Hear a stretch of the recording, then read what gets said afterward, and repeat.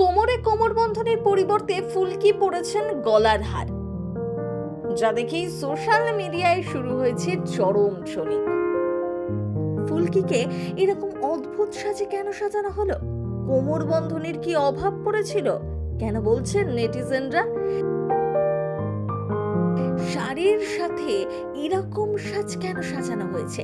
শুধু এই প্রথমবার নয়, ফুলকি রোহিতকে নিয়ে হাসাহাসি হয়েছে এর আগেও। দুজন কাছে আসতেই ট্রোলিং শুরু। কি হয়েছিল জানেন?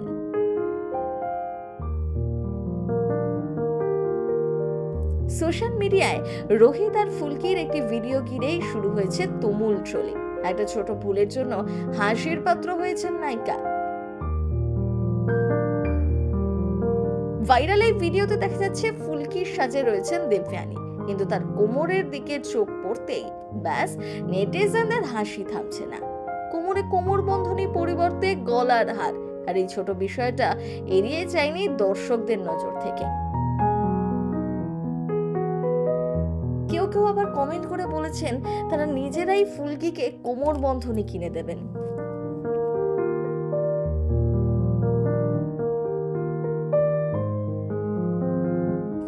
গল্পে আসছে একের পর এক টুইস্ট। সম্প্রতি চ্যানেলের তরফে প্রকাশ্যে এসেছে নতুন প্রোমো। সেখানে দেখা যাচ্ছে বাড়ির কাউকে না জানিয়ে বিয়ে করে পিয়াল। ফুলকি যদিও তাদের পাশে দাঁড়িয়েছে, তবে শুধু কোমরবন্ধনী নিয়ে নয়, এর আগেও বারবার ফুলকিকে নিয়ে তুমুল ট্রোলিং চলেছে। এর আগে একটি এপিসোড নিয়ে ট্রোলিং এর মুখে পড়তে হয়েছিল রোহিত আর ফুলকিকে।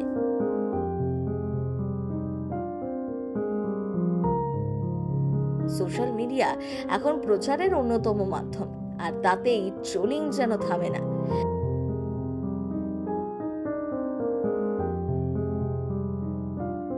আর সেখানে একটি স্বপ্নের দৃশ্য দেখানো হয়েছিল।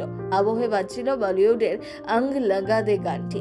সাদা শাড়ি, লাল পাড়ে, হাতে ধুনুচি নিয়ে রোহিতের কাছাকাছি ফুলকি আসতেই এই দৃশ্য এক ঝলক দেখেই দর্শকদের মনে পড়ে গিয়েছিল দীপিকা রণবীর সিং এর কথা।